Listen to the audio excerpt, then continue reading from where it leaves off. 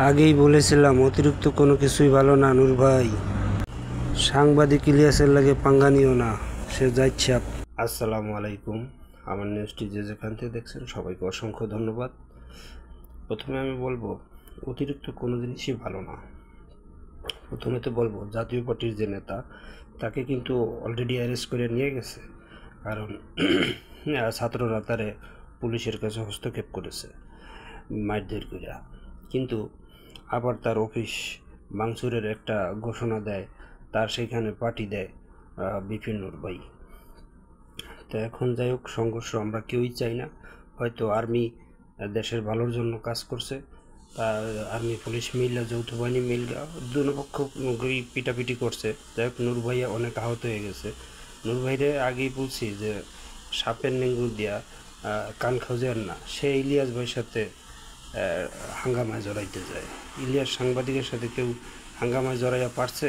এই পর্যন্তই কোনো না কোনো পেছে তো তার পড়া লাগবে নাকি। যাই হোক, নূর ভাইয়ের কপালটা খারাপ, এবার মারটা বেশি হয়ে গেছে। সারা আওয়ামী লীগ ক্ষমতা থাকতে এত মার সে খায় নেই, এত রক্ত ঝরে নেই। যাই হোক, তার দীর্ঘায়ু কামনা করি, সুস্থতা কামনা করি। সবাই ভালো থাকবেন।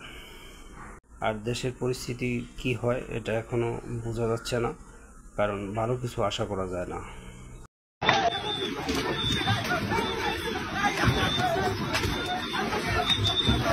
নুরুল হক নূরের উপর যেভাবে হামলা চালিয়েছে সেনাবাহিনী এবং পুলিশ, তার নাক ফেটে গিয়েছে, তার চোখের অবস্থা খুবই খারাপ, তার হাত ফেটে গিয়েছে এবং সে এখন মুমূর্ষ অবস্থায় আছে। বাঁচবে কি মরবে আমি জানি না।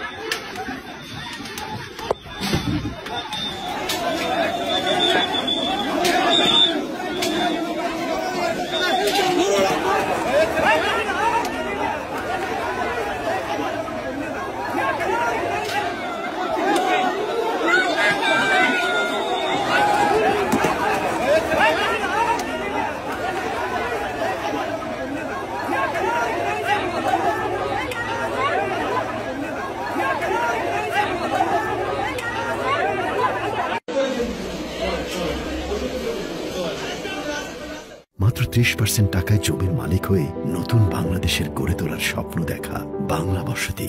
আমাদের আজকের কর্মসূচি ছিল জাতীয় পার্টি সহ 14 দলের সাংগঠনিক কার্যক্রম নিষিদ্ধ করা, যেমনিভাবে আওয়ামী লীগের সাংগঠনিক কার্যক্রম নিষিদ্ধ করা হয়েছে, এবং একই সাথে জেএম কাদের সহ যারা ফ্যাসিবাদের দোষর তাদেরকে গ্রেফতার করা। এর প্রতিবাদে যখন আমরা পল্টন থেকে মিছিল নিয়ে আমরা কাকরাইলের দিকে আসবো, তখন জাতীয় পার্টি কার্যালয়ের সামনে থেকে আমাদের উপর হামলা করা হয়, ইট পাটকেল